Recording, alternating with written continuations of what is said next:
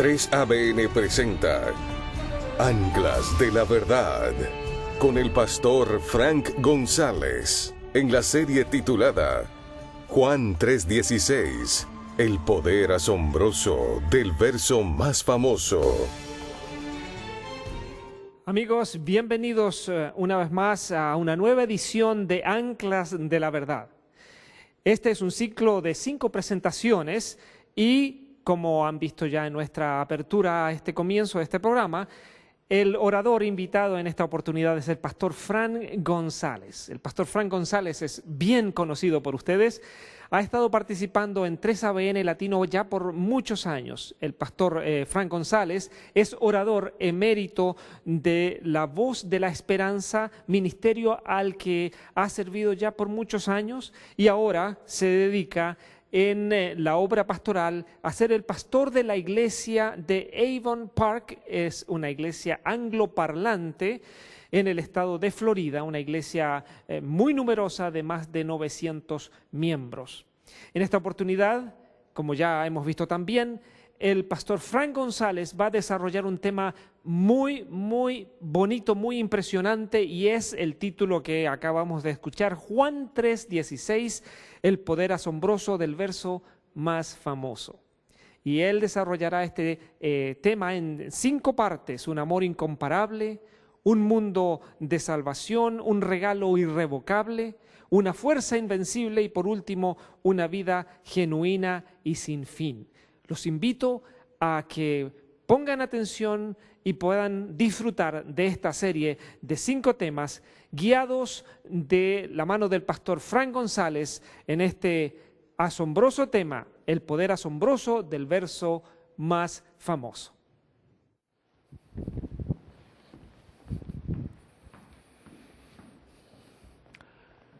Amante Padre, que las palabras de tu siervo y la meditación de su corazón sean agradables delante de ti y de mucho provecho para todos, y te daremos la honra y la gloria, y lo haremos en el nombre de Jesús. Amén y amén. Si me permiten, quiero comenzar con una confesión. Quiero abrirles mi corazón, porque llego a este púlpito con una preocupación en mi mente que ha estado ausente por 40 años casi que llevo predicando la palabra de Dios. Y no es nacida de una mala noche, aunque la tuve. Los viajeros solemos pasar penurias y peripecias, y al llegar acá, pues la odisea fue larga, el vuelo se atrasó, el sueño corto y todo eso, pero no es ese la naturaleza de mi problema. El problema más bien reside en que tengo algo tan precioso, tan maravilloso, tan extraordinario, que tiene en sí mismo el poder de transformar cualquier vida, porque lo he visto, lo he comprobado a ciencia cierta. Y usted me dirá, pero Pastor Frank, eso no huele a problema, eso no suena mal, eso parece algo extraordinario, y lo es. El problema es que ese contenido maravilloso viene en una vasija familiar, conocida. Es como el contenido de un libro en una portada que conocemos, que la damos por sentada, que nos parece conocer. Por eso, antes de entrar en el tema como tal, quiero contarles una historia que resulta orientadora en esta preocupación mía. Se dice que había una pareja, un matrimonio joven, y ellos, ambos, inclusive esa idea, ese afán, es el que los había juntado. Ellos querían dedicarse a buscar oro. Era ya rayano en un afán, una ambición. Y querían vender su casa y con la venta de su casa empezar a subsidiar estos viajes por todo el mundo para buscar, excavar, extraer oro. Bueno, no hay nada malo con el oro. Pero la historia es bastante interesante y su fin muy curioso, sino trágico, porque nuestra pareja, por mucho que recorrieron el mundo, nunca dieron con ese oro. Y para peor, en aquella casa que habían vendido y dejada atrás por insignificante, porque allí no estaba el oro, la riqueza estaba en otra parte, y vendieron ese terreno como inservible. Resultó que las vetas de oro más extraordinarias de Estados Unidos, sino del mundo entero, estaban allí mismo, en aquella casa que ellos abandonaron para buscar oro en otro sitio. Una historia real y genuina. Muchos predicadores la han contado y está en muchos libros este relato. Así que al decirles a ustedes el tema de hoy y dónde vamos a buscar el oro, por favor, no mire en poco la carátula, la portada, la vasija conocida, porque nos va a parecer un camino trillado.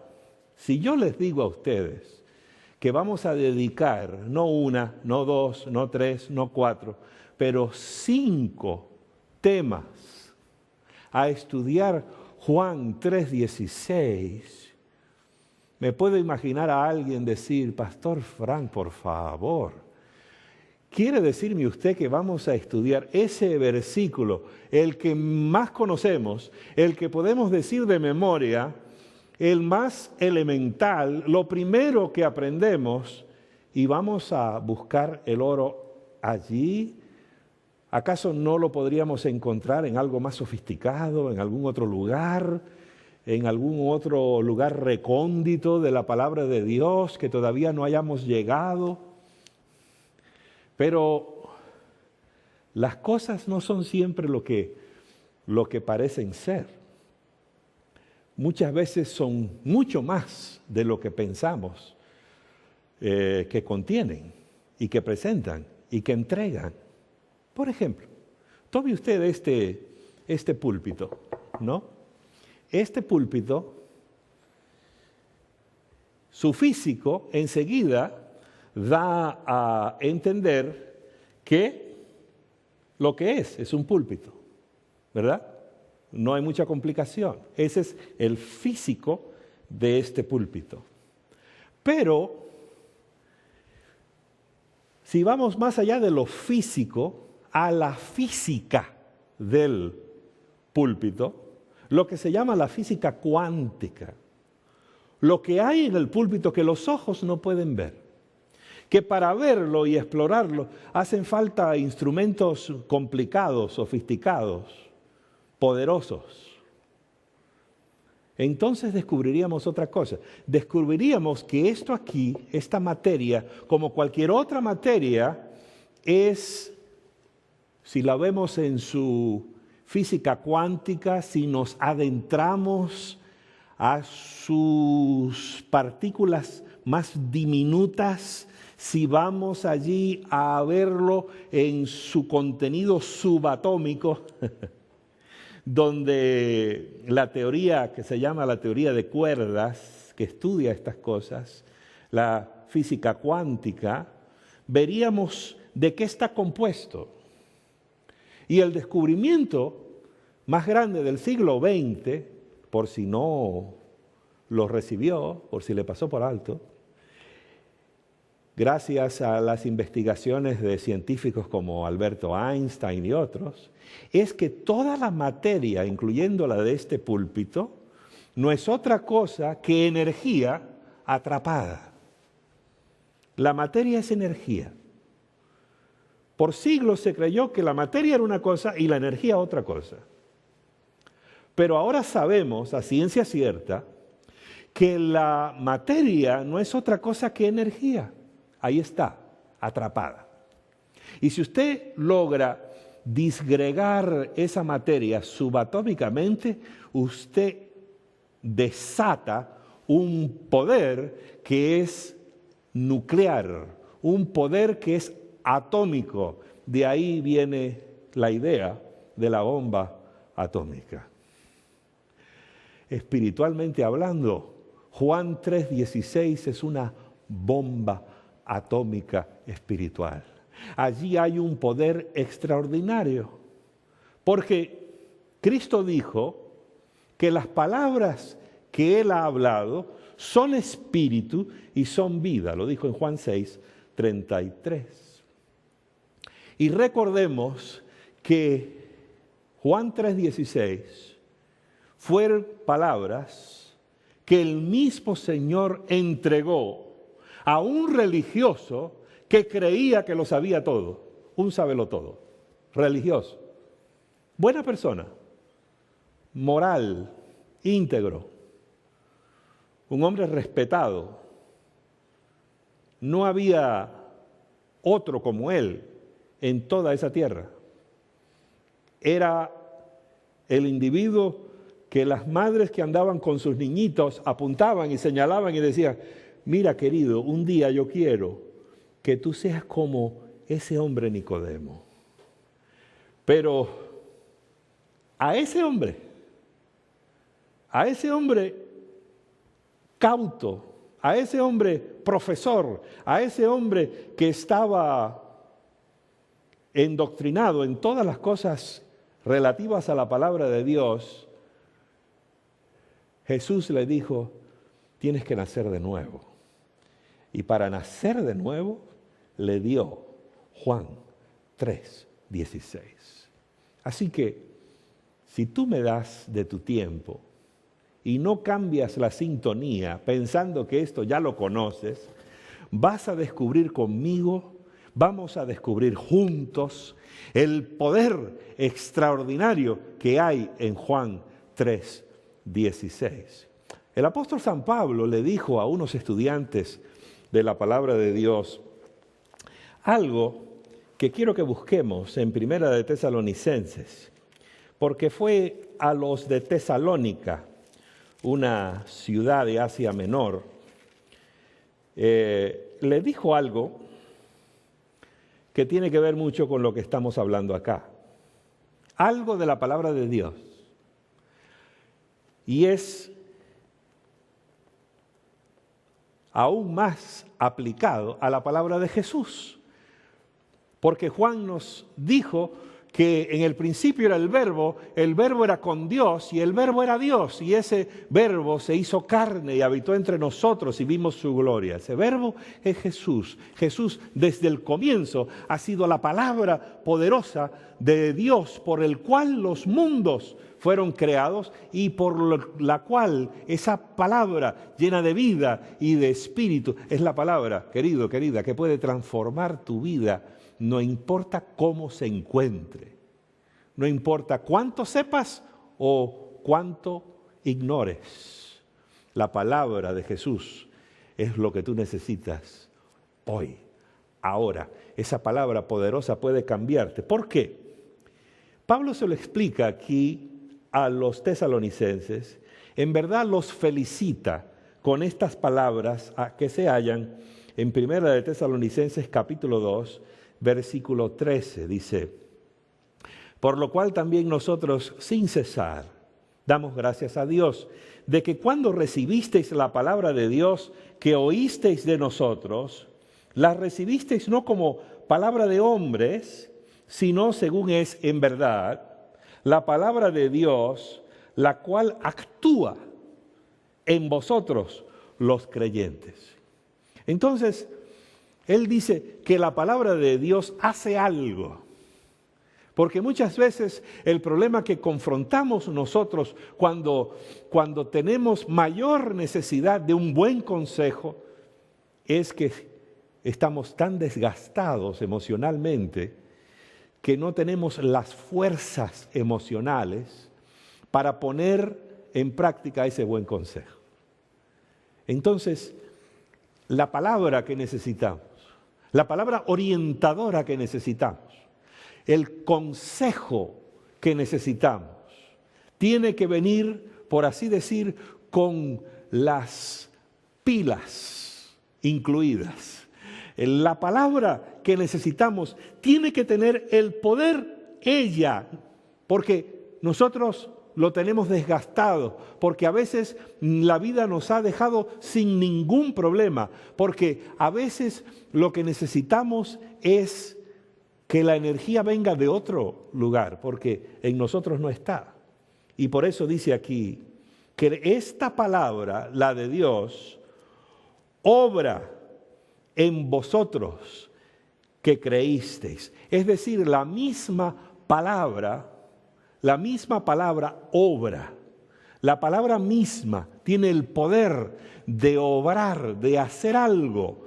Y ese verbo, la cual actúa, la palabra que actúa, no tú actuando, la palabra actúa. ¿Dónde actúa? En ti, cuando la recibes. Ese verbo actuar en el original, en el griego koiné, que escribió el apóstol Pablo, la palabra es energeo. Sí, esta palabra, y sobre todo la cual habló Jesús, Juan 3:16, por ejemplo, tiene la energía de Dios. Pero muchas veces tenemos que disgregar esa energía. Tenemos que adentrarnos en sus entrañas. Tenemos que sacar de allí la energía que nos parece no ver, que no la vemos en la superficie, pero ahí está. Y cuando nos dedicamos, cuando tomamos tiempo de la vida agitada que llevamos y estad quietos y conoced que yo soy Dios, dice el Señor.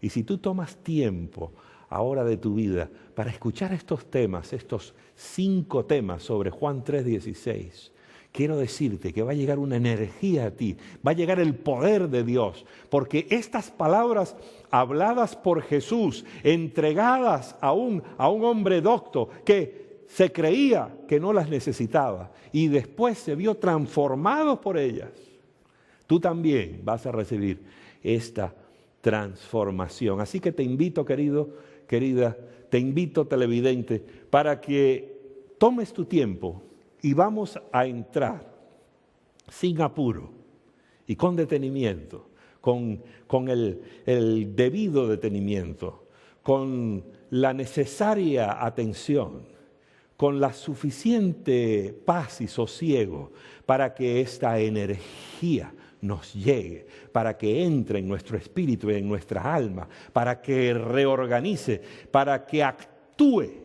Esa palabra actuará en ti. Esa palabra te dará energía divina. Esa palabra te va a llevar y te va a adentrar al corazón de Dios y lo vas a conocer como nunca antes. Y cuando tú conoces a Dios, porque Juan 3:16 nos lleva al ADN de Dios y vamos a ver cómo. Bueno, eso es a manera de introducción a la temática de esta semana. Ahora pasamos al versículo. Juan 3:16 empieza con estas palabras conocidas. De tal manera amó Dios. Lo primero que tú tienes que saber, querido, querida, es la manera como Dios te ama. El apóstol Pablo, el mismo que acabamos de leer, nos dice en otro lugar que vamos a buscar, en el libro a los Efesios, en el capítulo 3, nos dice algo extraordinario. Dice él, esta vez se lo dice a los cristianos. Se lo dice a personas que ya debieran de saber estas cosas. Pero el apóstol dice a ellos que él está haciendo algo. Él está orando por algo. Dice que cuando él dobla sus rodillas, lo cual significa una oración no común, porque la práctica judía cristiana del primer siglo era orar de pie en las mayorías de las oraciones. Por eso si usted va a Jerusalén, usted va a ver allí en la pared de lamentación mucha gente orando de pie y a veces inclinándose. Ya hoy por hoy no saben por qué se inclinan y lo hacen casi como un tic, casi sin sentido.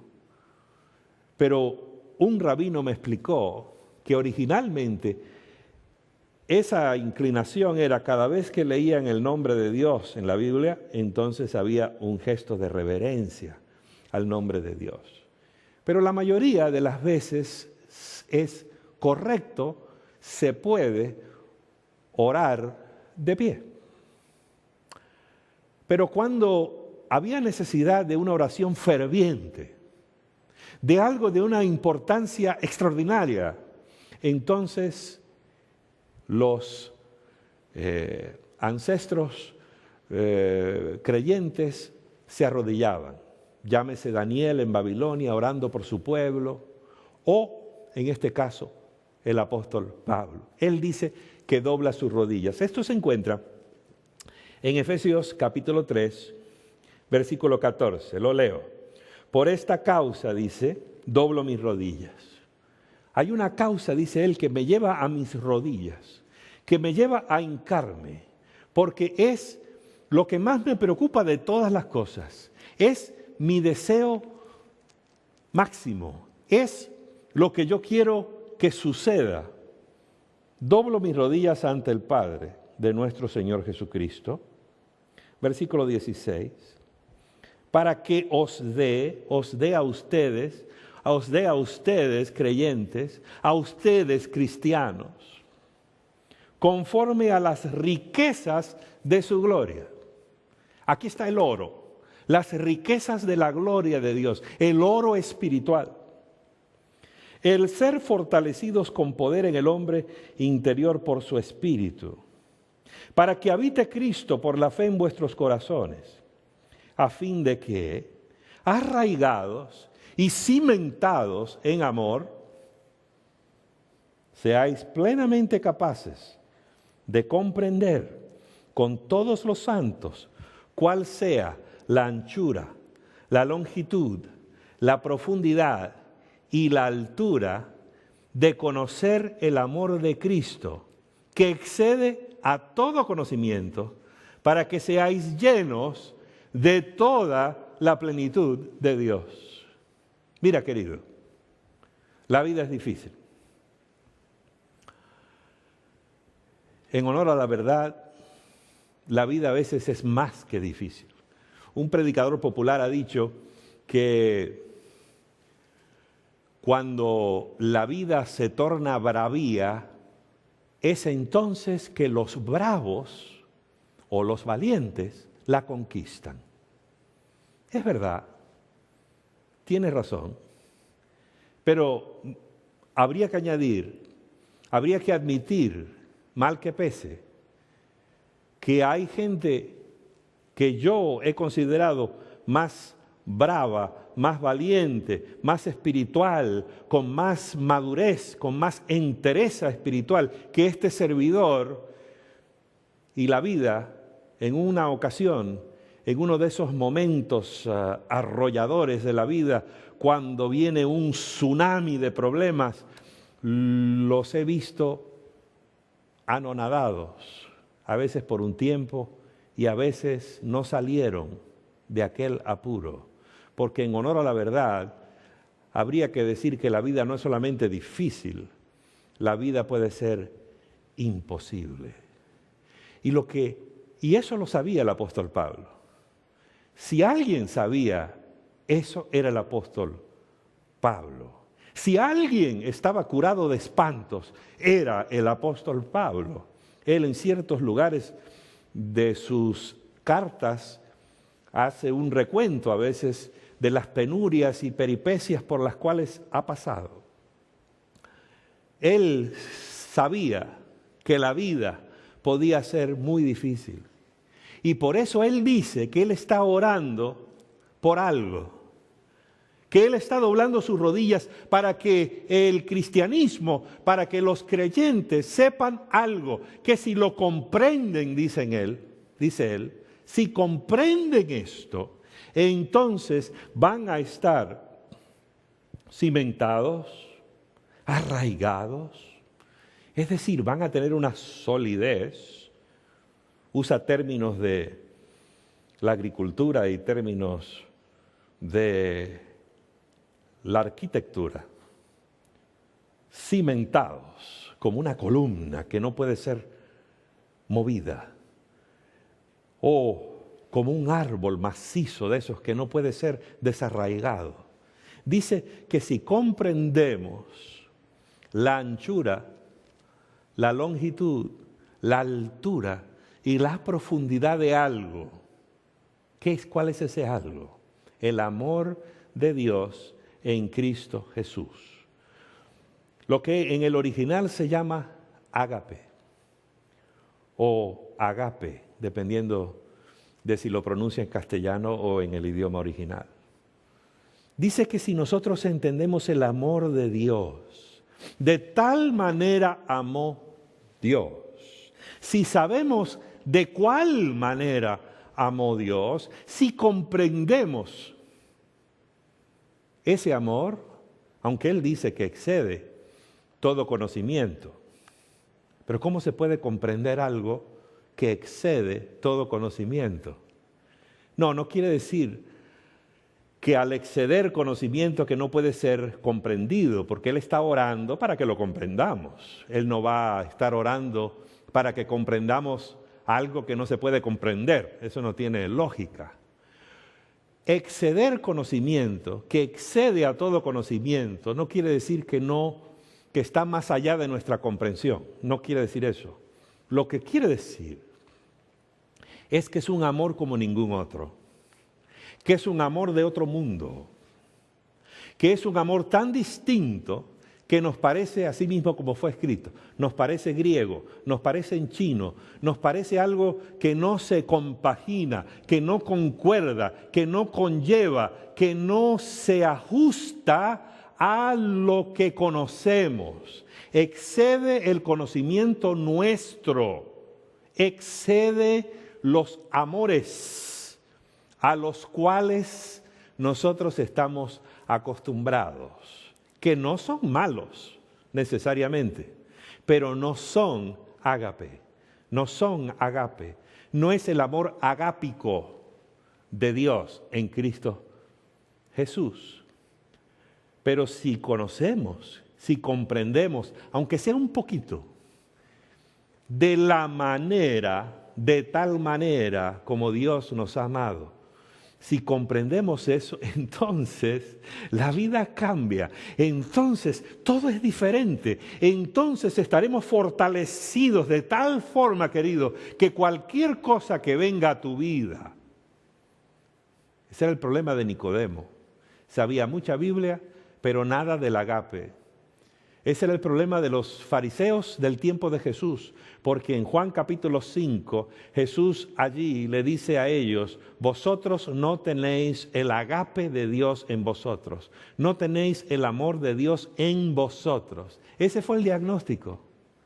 Tenían todo lo demás, tenían el conocimiento de profecías, tenían el conocimiento de muchas cosas, pero les faltaba saber de tal manera amó Dios al mundo. Ahora, yo quiero que entremos en este primer tema, en las riquezas, las delicias, las profundidades, las alturas y la amplitud de ágape. Primero quiero decir que este término, el vocablo ágape, lo rescataron los discípulos del sótano filológico, por así decir, de la época. Es decir, era una palabrita descartada, era una palabrita que existía por allá tomando polvo, era una palabrita que nadie usaba. Y los discípulos agarraron esa palabra, le quitaron el polvo, la sacudieron y la inyectaron de todo el contenido del amor de Dios en Cristo Jesús.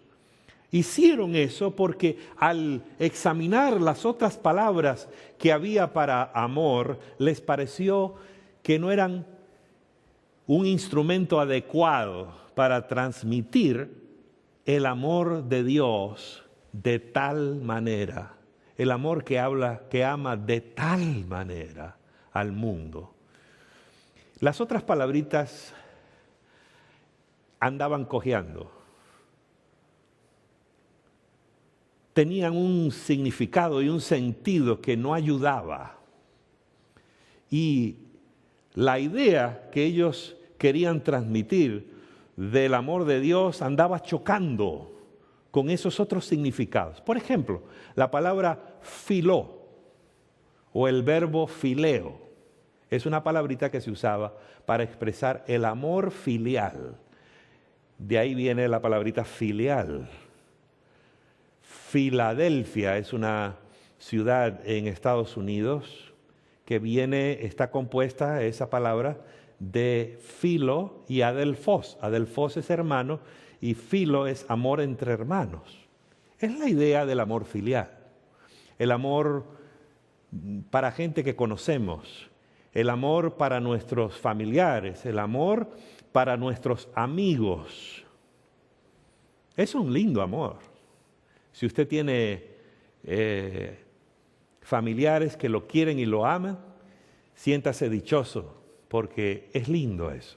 Si tiene amigos, aunque no sean sanguíneos, familiares sanguíneos, pero si tiene amigos, buenos amigos, eso es algo maravilloso. Los discípulos pudieron haber usado esa palabra, pero decidieron no usarla, porque agape requiere otro conocimiento más profundo. Había otra palabrita que se usaba en el mundo de la época, y todavía hoy, para describir amor. Es eros. Hoy por hoy hablamos de eroticismo, hablamos de lo erótico, y tiene un sentido barato, sensual, pero no tanto en la época de los discípulos. Hasta se hablaba a veces de un amor esotérico, usando el término eros, aunque también tenía ese significado más bajo, más sensual y sexual. Pero en honor a la verdad, el amor eros, el amor que uno puede tener por una esposa, por una compañera, un compañero, en el contexto del matrimonio, es algo precioso, es algo maravilloso. Pero ya ustedes pueden darse cuenta por qué los discípulos no iban a usar el verbo o la palabra eros para describir el amor de Dios. Entonces decidieron, tiene que haber algo, tiene que haber una palabra. Y había una palabrita que había caído en desuso, ágape, que se usaba poco. Quizás Platón y algunos de los griegos filósofos la habían usado para expresar un amor bastante, como decimos, un amor platónico, un amor elevado, un amor limpio. Y los discípulos decidieron tomar esa palabrita, que no contenía el significado que ellos le habrían de dar, pero vieron en ella como un lienzo abierto, limpio, para poder ellos entonces allí poner todo el significado de este amor especial de Dios que se ha manifestado singularmente y de manera especial en Cristo Jesús por nosotros. Ahora vamos a ver estas 4 dimensiones antes de que se nos escape el tiempo. Porque el apóstol Pablo dice que él está orando allí para que nosotros sepamos y comprendamos la altura, la profundidad, la anchura y la longitud de este amor. Volvamos a Efesios para marcar aquí este versículo. Efesios 3, versículo 18. Para que seáis arraigados, cimentados, en versículo 17 al final, a fin de que arraigados, cimentados en amor, en el amor agápico de Dios, seáis plenamente capaces de comprender con todos los santos. Noten que el apóstol quiere que todos comprendamos esto. Esto no es un amor para que Fran González lo entienda o algún y que otro predicador por acá. No. No, porque este es el ADN de Dios. La Biblia dice que Dios es amor. Entonces, esto es la esencia de Dios. Si tú quieres comprender quién es Dios en verdad, si tú quieres entender la ciencia de Dios, lo primero que tienes que tratar de comprender es el amor de Dios, el amor agápico de Dios, el amor diferente de Dios, el amor que de tal manera ama al mundo. Y Él dice que entendamos la anchura, la longitud, la profundidad y la altura. Y dice que si conocemos esto, seremos llenos de toda la plenitud de Dios. Alguien, un comentarista, esa gente que se dedica a escribir libros comentando sobre la palabra de Dios, uno de ellos decía, aquí tiene que haber un error, porque es imposible que un ser humano se llene de toda la plenitud de Dios. Y tiene razón, en términos físicos y metafísicos sería imposible, pero no es a lo que se refiere el apóstol. El apóstol lo que está diciendo es que si tú entiendes a Dios en su amor, recién lo comprendes.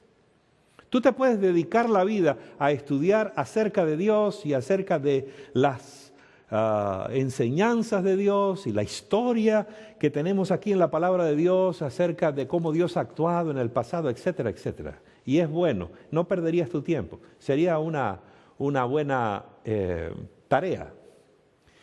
Pero solamente si entiendes a Dios en su amor, en su ADN, puedes comprender quién es Dios. Y es cuando tú comprendes quién es Dios, que entonces ya llegas a comprenderlo. Entonces es cuando un maestro te está tratando de explicar algo, algún concepto, y tú no lo agarras, y por mucho que te lo explican, no pega contigo, y es como que se te escapa, se te va de las manos, y no lo entiendes, hasta que llega un momento que dices, ya profesor, ya lo tengo, porque ahora lo comprendiste.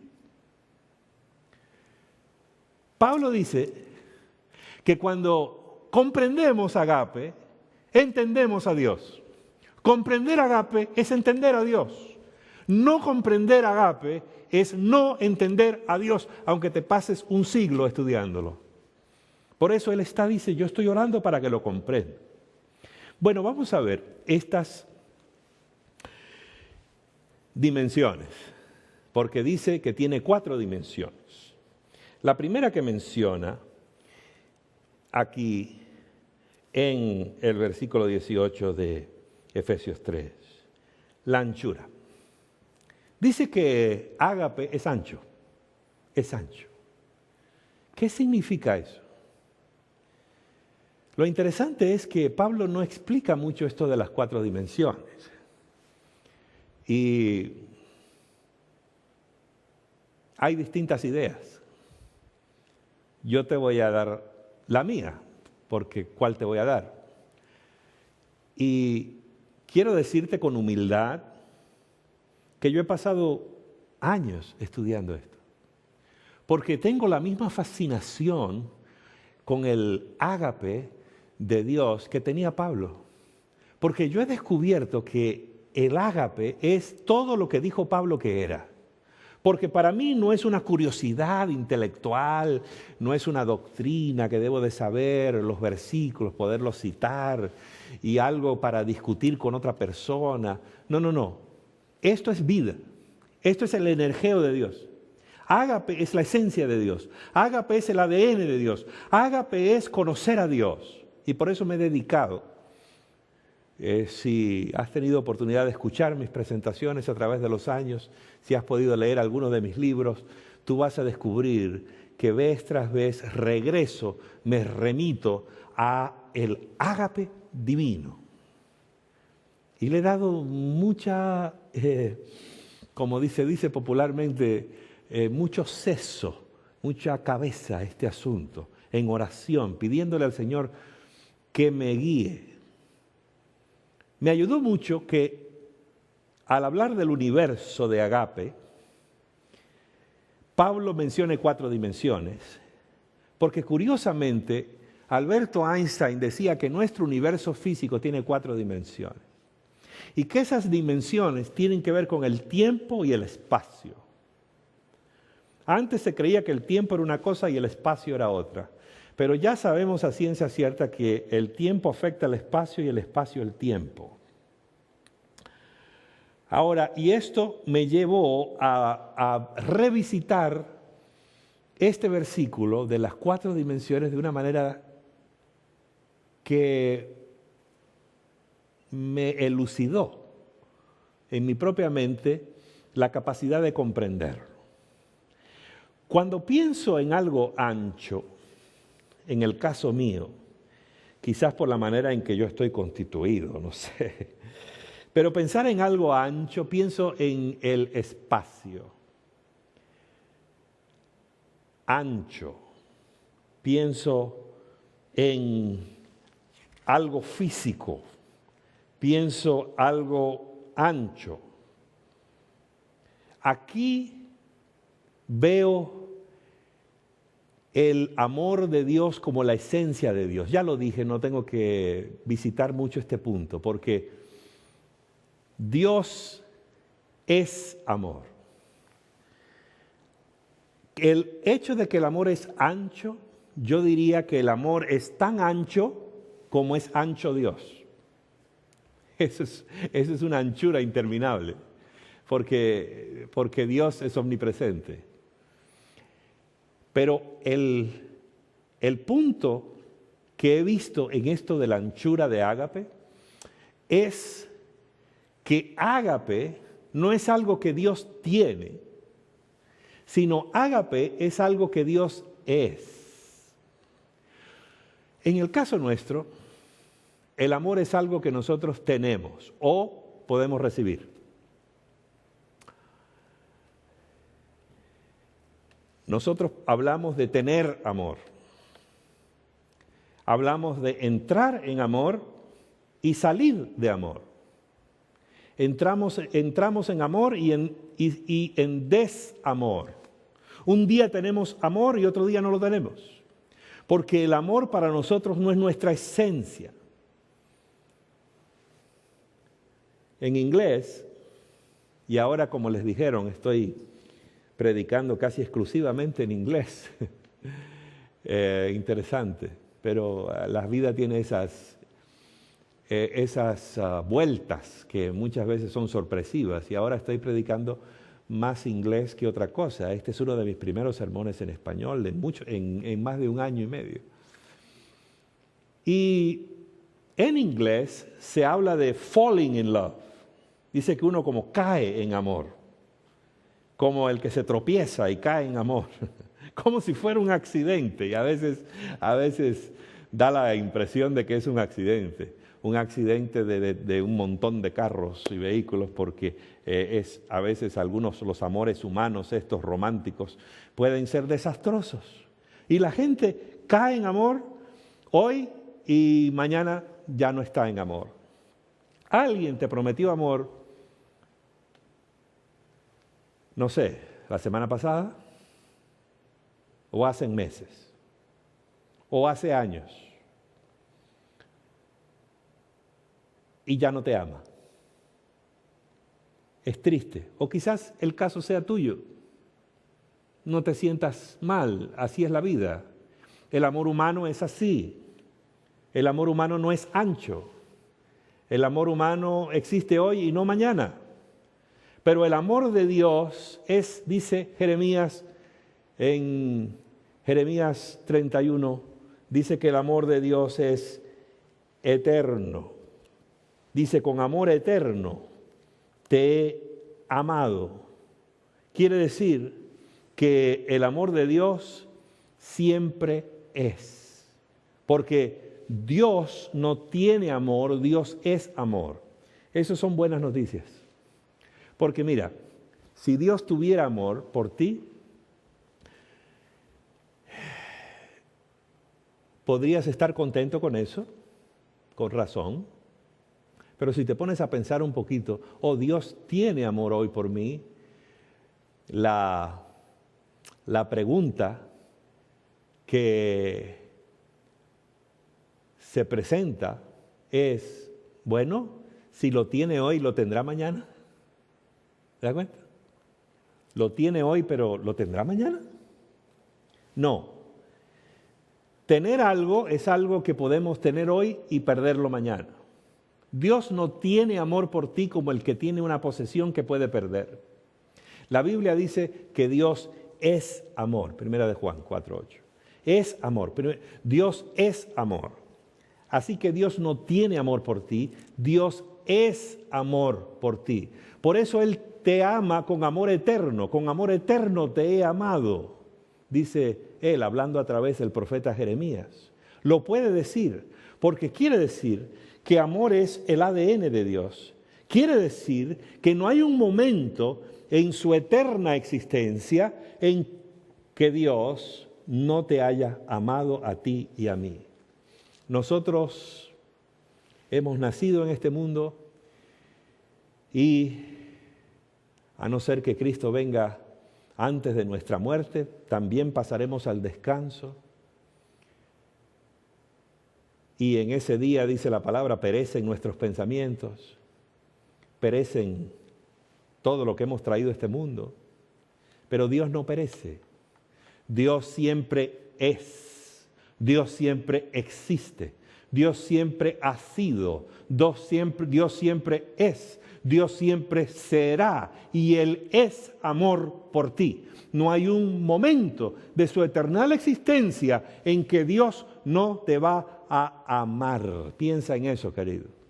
Si tú piensas un poquito en esa manera ancha en que Dios te ama, eso nada más podría cambiar tu corazón.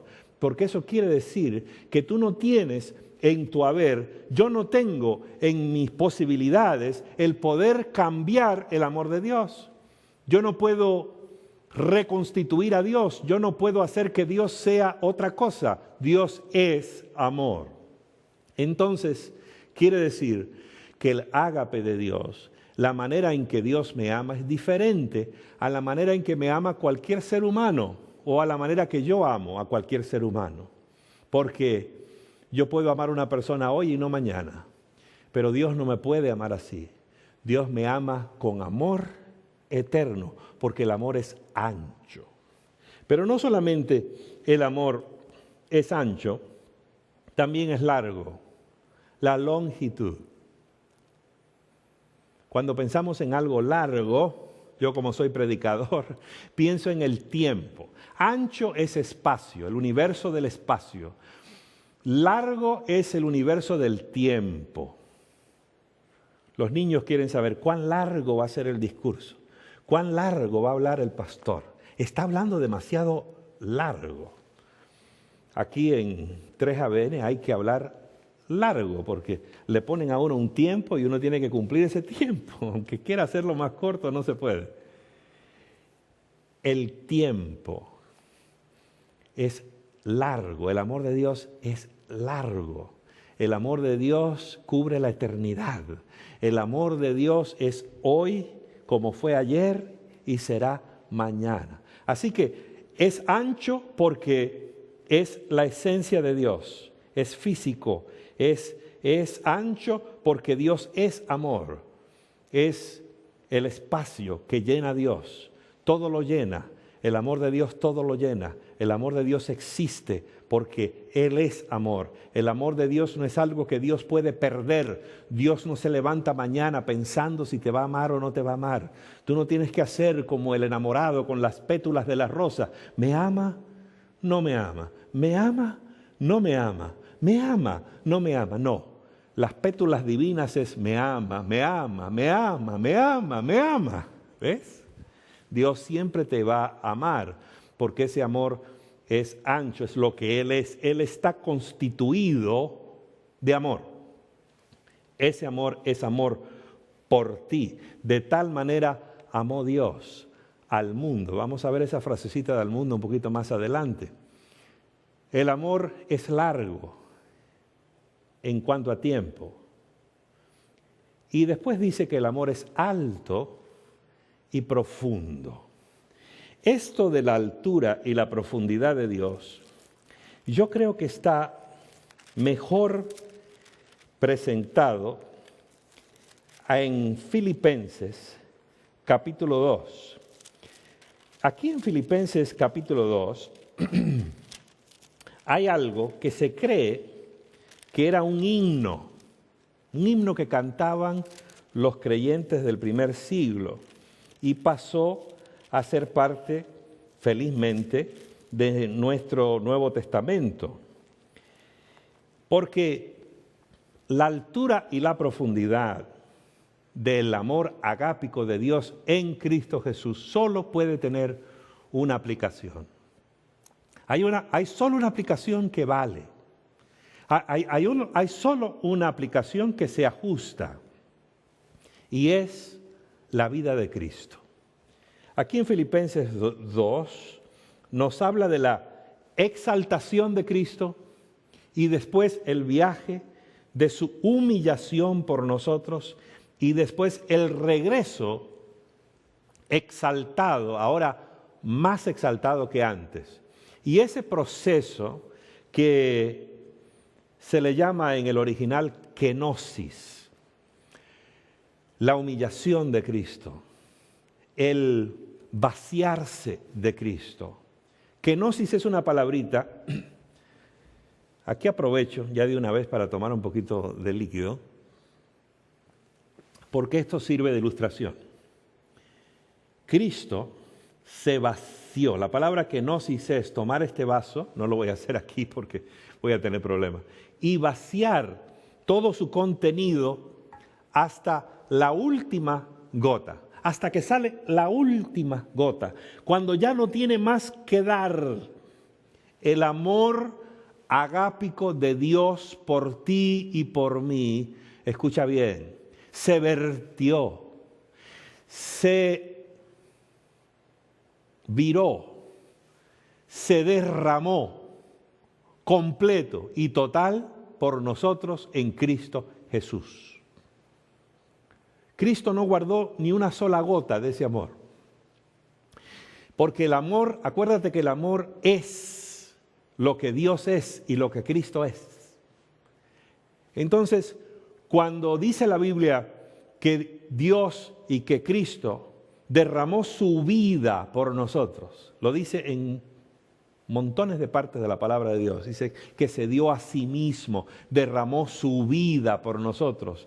Ese kenosis, ese derramamiento del agape, de la profundidad, de la altura de donde estaba Jesús protegido, donde el enemigo no lo podía tocar ni alcanzar, vino y se humilló. Y voy a leer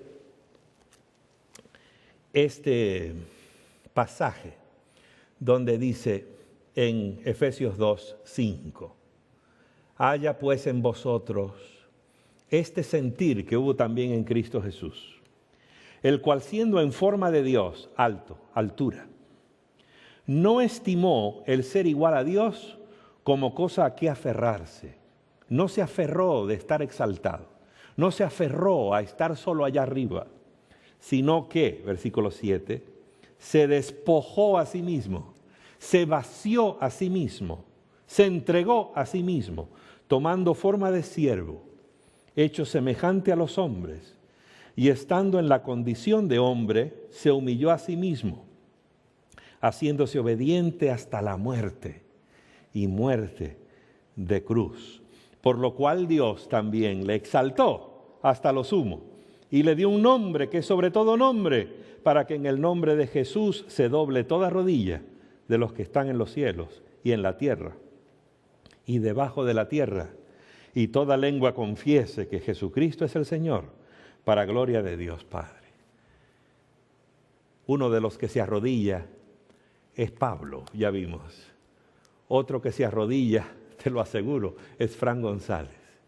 Otro que se debe de arrodillar eres tú, en reconocimiento a ese amor eterno, ese amor exaltado, ese amor excelso, ese amor asombroso, eterno por ti, que en la persona de Cristo vino desde lo alto y se vació todo, lo entregó todo, no podía dar más, entregó hasta gotas de sangre, se fue hasta el mismo infierno de la segunda muerte, para que tú y yo tengamos ese amor, recibamos ese amor. El apóstol Pablo dice que ese amor es derramado en nuestros corazones. Querido, querida, si tú abres tu corazón ahora mismo, tú puedes recibir ese amor. Agradécele a Dios por Jesucristo. Dile gracias, Dios mío, por ese amor. Lo recibo ahora mismo. Abre tu corazón, querido, y recibe ese maravilloso amor de Dios.